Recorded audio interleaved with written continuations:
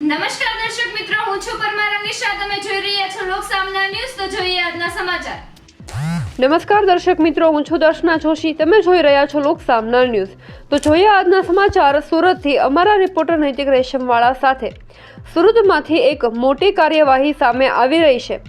સુરતના railway station વિસ્તારમાં crime બ્રાન્ચે રાજસ્થાનથી આવેલા ડ્રગ્સ પેડલરને ઝડપી પાડ્યો છે. પકડાયેલા આરોપી નરેન્દ્ર ઉર્ફે નરેશ લગભગ 250.310 ગ્રામ એમડી ડ્રગ્સની ડિલિવરી કરવા આવ્યો હતો. માહિતી મુજબ આરોપી લાંબા સમયથી ડ્રગ્સના ધંધામાં સંકળાયેલો હોવાની શંકા છે.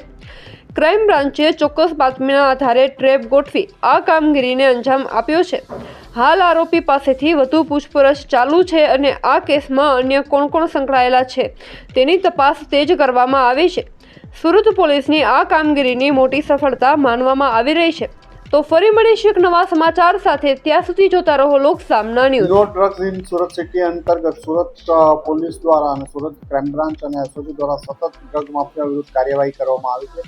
આવી જ એક ઇન્ફોર્મેશન આધારે સુરત ક્રાઇમ બ્રાન્ચના પોલીસ ઇન્સ્પેક્ટર જયંત ગોસ્વામી અને એમની ટીમના પીએસઆઈ પાર્ટીને એક ઇન્ફોર્મેશન મળી હતી કે રાજસ્થાનના બાલોતરાનો રહેવાસી નરેન્દ્ર ડારા સુરત શહેરમાં કોઈને એમડી ડ્રગ્સની ડિલિવરી કરવા આવવાનો છે. આ બાતમીના આધારે એમણે વોચ ગોઠવેલી હતી અને જેના અનુસંધાને ગઈકાલે એમની ટીમને સફળતા મળી.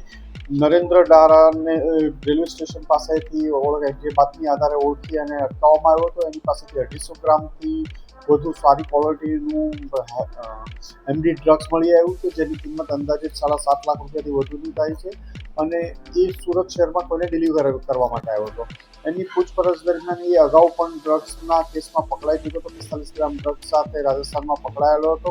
તાજેતરમાં જ એની બેલ થયેલી હતી. ડ્રગ્સના ધંધા સાથે સંકળાયેલો છે અને સુરતમાં કોઈને ડ્રગ્સ આપવા માટે આવ્યો હતો. આ બાતમી આધારે સુરત ક્રાઇમ બ્રાન્ચની ટીમે એની ધરપકડ કરી છે અને વધુ તપાસ ચાલી રહી છે.